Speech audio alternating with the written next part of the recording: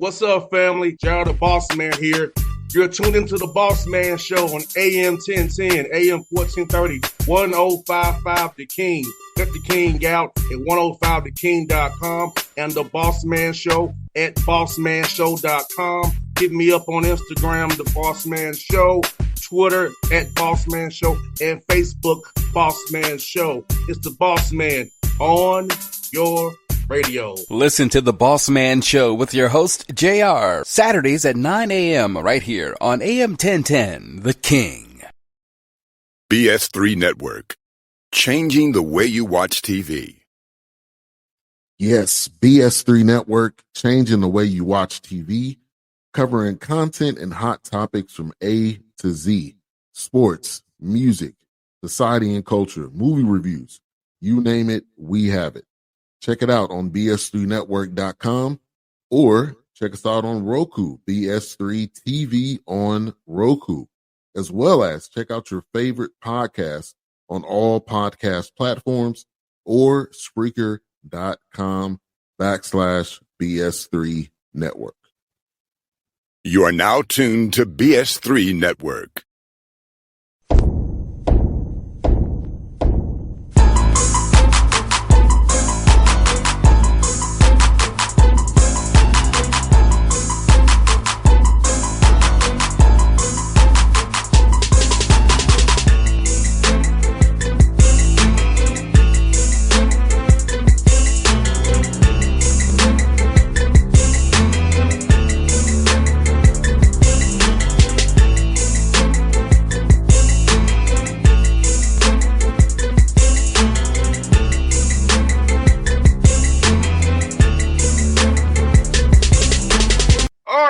Back on the Bossman Show, a friend of the show, Drew Jordan, Duquesne, Dukes out of A10, doing big things. Drew, good to talk to you, brother. How things up there in Pittsburgh, man?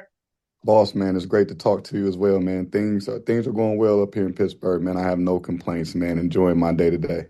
Yes, indeed. Well, brother, let me ask you, man, in this whole world of college basketball with the Portland NIL, man, how has it been for you guys trying to get the right young men and really know why they want to come build the Duquesne Duke and do it for the right reasons and not just for their next step, wherever they want to go professionally? Yeah, it's a challenge. It is not easy finding the right young men for your program, and I think it's just where your standards lie, where do your values lie, man, and we try to judge the character of a young man, not just the talent, right? There's a lot to be said about a young man's character. Talent, I think, can start to depreciate, or if anything is even, right? Then it's not about talent anymore. It's about what's inside that person, what's his will, what's his dedication, what's his discipline. So we try our best to identify the character of a young man to kind of see us through this challenging era of basketball where there is a lot of movement and you're trying to put together your roster the right way. You can't be enamored with a jump shot or size all the time of an athlete. You have to really you have to go a little bit further and do your research. Ask the tough question, find out your whys. No doubt, man, and especially as you know, with guys having agendas, man, and really getting them to buy into a role. And talk about that, is that role definition, getting young men to buy into their role, accept their role, and then start in their role. Because I feel like sometimes for young men who used to be in demand in high school or my JUCO or my last school, they actually buy into a whole new meaning of team and being a piece of the pie. Yeah, absolutely. I heard Jay Billis say this years ago, and I don't know what show he was on, but he talked about roles, and I thought it was so great what he said. He said roles are just what the coach is asking you to do. It doesn't necessarily define who you are as a player. So I try to relay that same messaging to my players, man, that when you're a part of a team, there's going to be things that are asked of you, a task that you have to complete. It doesn't necessarily mean that this is who you are as a player. It's just what I need you to do.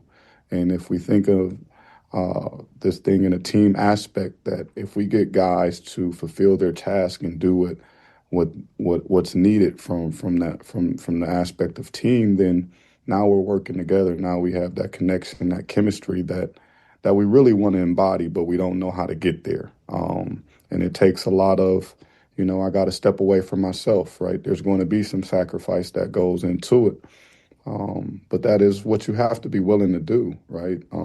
Some guys come in with that understanding and know absolutely what that means, and other guys don't. And that's where you got to be a good teacher and try to um, help them learn what that really is and show them, right? It's not just your words, right? It has to be your actions. They have to see it demonstrated in order for them to catch hold to it. So, as a staff, and for myself, we try to walk in what we say, to hold true to our standards and our values each and every day, because it is a tough thing to be someone who is a star, knows they can score, but hey man, this is what we're asking you to do. Can you do it? Can you star in this role? And I'll say this: usually, if you star in your role, trust trust happens, right? And it evolves, right? Because now you're showing me, hey man, I gave you something little and you can handle it, right? So now I'm gonna task you with something more. I think sometimes our players want more, but they haven't shown they can handle something small. And that just doesn't work like that. You right? You wouldn't do that in any other fashion of your life. No doubt, Drew. And like I said before on the show before many times, I was a better football player than basketball player. But on the basketball court, I knew if I gave extreme effort, had game plan discipline, was always in my spots, doing the right things, I'd be on the floor. And could possibly close the game because you knew I'm gonna be in my spot. I'm gonna fight over screens. I'm gonna open shots in the corner. I'm gonna space the floor out. So I just knew that while I was more of a star in football, but in basketball, if I just did what I knew I could control, I would play. I Yeah. don't think young men understand that. No, that's called being alert, being aware, and also just a reflection on yourself, right? To understand, like, hey man, this is what I can see that the team needs me to do. This may be what I've been asked to do, and I'm going to do it to the best of my ability. And then the reward of that is, right, man, everybody wants to be in that game. You want to be in that game, right? There's not a player on my team that wants to be sitting on the bench. I understand and know that, right? They want to be in the mix. They want to be in the game. Well, right, you took a small role, which may be deemed as small, but you starred in it, right? And ultimately, you gained the trust because you in the right spot. You fight through screens, and then you make your open shots. So now the coach has that motivating factor of I can depend on that man. And if I can depend on you, I can play you. No doubt, Drew. And I'll talk about this with a parent who was talking to me about her son. He's more of a screener. He's more of a short roller. I'm like, do you realize how more crucial part your son plays to getting open shots for his teammates, for these guards? Because if you don't have the right screen angle, he doesn't space the floor the right way. It can clog up the floor. It opens up other things on the backside. I went too deep with her, Drew, to be honest with you, but I'll try to explain to her what your son is doing, screening and rolling, short rolling, getting those lobs and spacing the floor is helping his team win because they're Yeah. doing pretty well in a conference right now. But she was complaining about her son's role. I'm like, guess what? Those great shots they make, his screens are part of that great shot, and the coaches know that his screening is helping them win games. Just know he's playing an important part to what their team is doing. I know you don't see it because he's not getting dunks and layups and making baskets, but he's having an impact on winning. That's what you should be proud of Absolutely. your son doing it, and he's doing what coaches want him to do. Importance, right? Absolutely. And sometimes, and you bring up parents, man. Sometimes if you ask the kids, they don't necessarily have a problem with it. The parents do. Yes. And I'm a dad, right? I'm a dad of three. My two girls, they don't really hoop, but my son does. And like, you got to step back and see, hey, son, are you all right with everything that's going on? You know what I'm saying? Because if you are okay, then what am I so upset for? If you feel good about, how you're playing and your role on the team, then what do I have to complain about? I'm in this for you, your enjoyment of it. So, um, sometimes we get too caught up. We want the best for our kids. I understand it. Yeah. Yes, indeed. And you know what, Drew, is good and funny, man. Like watching your team, man, from afar, it look like they're very connected. And you've won some close games in clutch time. And talk about that, being able from going from the summer to now, able to build that house with each other, build that trust, which we talked about that trust, and able to come through these clutch games in conferences, tough opponents every night, and getting the job done and seeing your guys really apply what you've been putting this work in since the summer. Yeah, absolutely. And you would like to think it's because we ran extra laps and we did this. No, that ain't have nothing to do with it. Before we touched the basketball, when we came together, my mentor is Dr. Joe Carr. He's a sports psychologist. We met with him first. We sat down, right, for 2 or 3 days, and the objective was to build our connection. There's 18 young men on my team. Some knew each other. They're from all different walks of life, different backgrounds, different experiences, different joys and traumas. So how do we get this group of strangers to connect, right? How do we do it as soon as we can and start to build it? So that was our first initiative, right?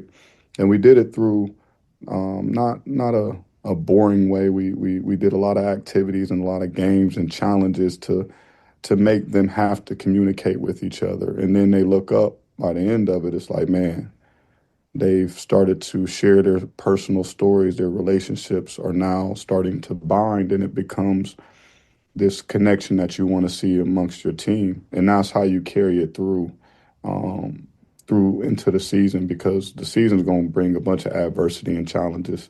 And what can you lean in on? Man, we locked in. We've been locked in from the beginning. I trust my guy to the left and the right. They hold me accountable. I hold them accountable.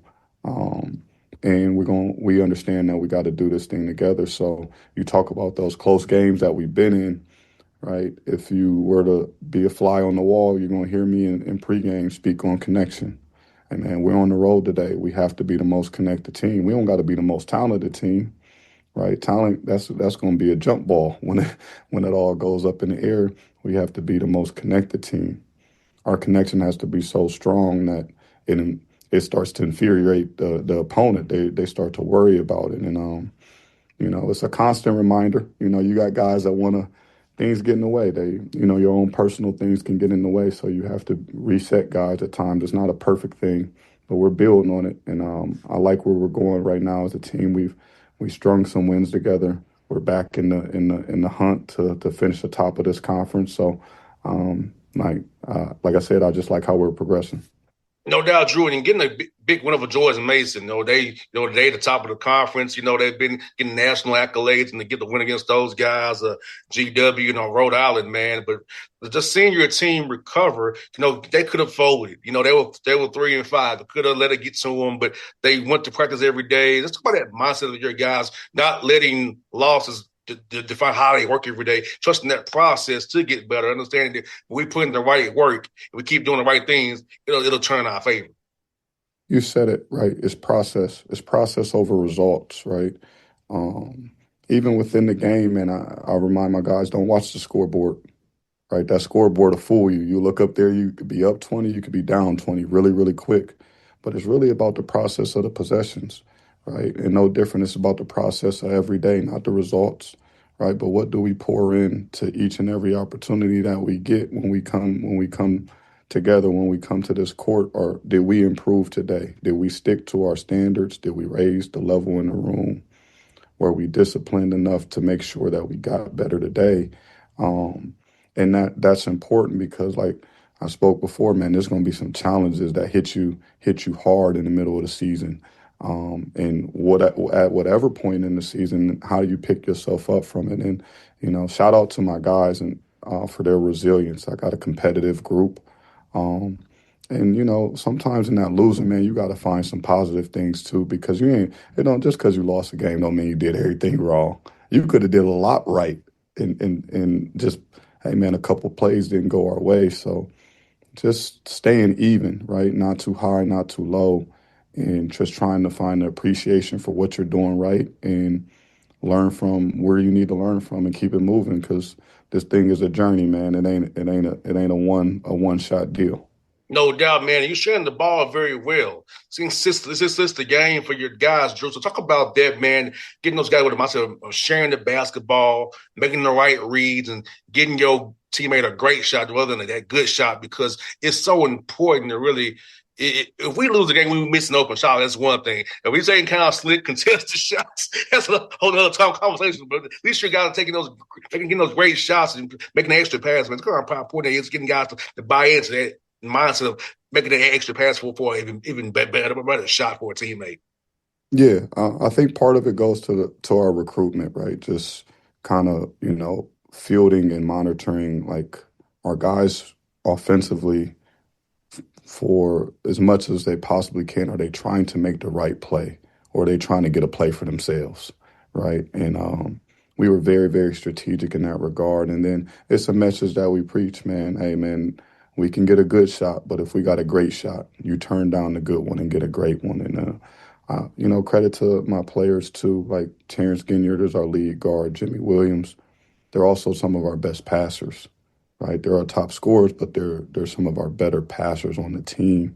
When you get some of your best guys, right, who kind of dominate the ball at times to make sure that they're sharing it and giving up maybe a good shot for them for a great shot for a teammate, right? It becomes infectious amongst the team. So we have to continue to keep playing unselfish because it makes us really good. No doubt. And Drew, as these games get more and more important, to discuss that possession game with the rebounding, offensively, and creating turnovers and limiting yours, because we both know these games become tighter and tighter, the margins become smaller and smaller. That possession game is going to be mean even more. So talk about getting your team ready for that and really keying in on knowing that, hey, we have to win rebounding turnovers every night to give ourselves the best chance to win. Yeah, we just talked about it today, right? We got a big road game coming up. And on the road, I just wanted to remind, hey, take care of the basketball. That's a big key. And then finish possessions, right?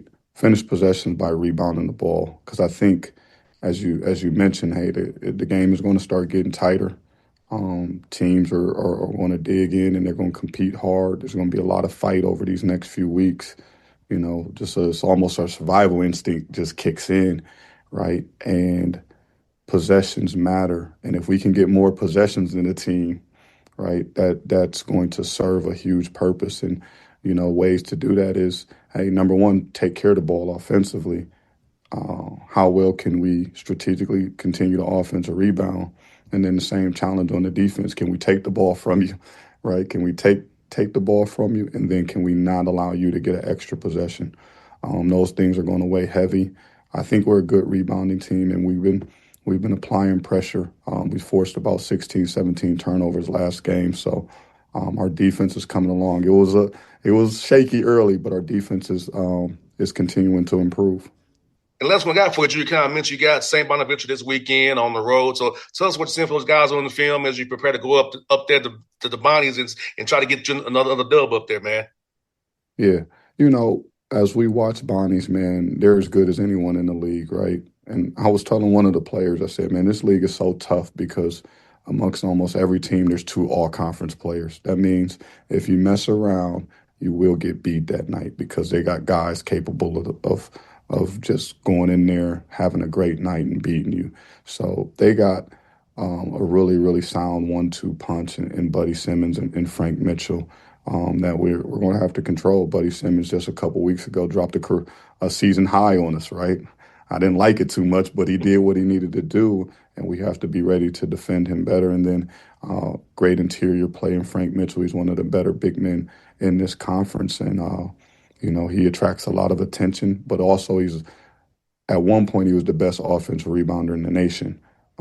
He still may hold that ranking. I got to go back and check, but we talked about winning the boards, right? Well, here's the challenge, right? You want to be a beast on the rebounds. Well, you're walking into one of the best rebounders in the country. So, it's gonna be a challenge, a big game for us on the road. That environment is crazy up there at Bonnie. So, but our guys, man, we found a way to really embody coming together, and we enjoy it too. So I tell them, man, you want to talk good basketball and memories. I said they don't get any better than your road game experiences. So we're looking forward to it.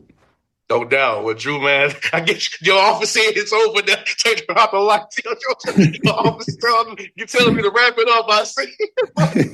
Hey, man, I got these center lights in here, man.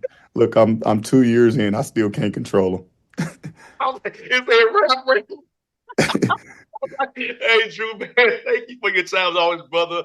Keep doing your thing, man. I always got to have you on the show, man. And I'm wishing you all the success in the world, my brother.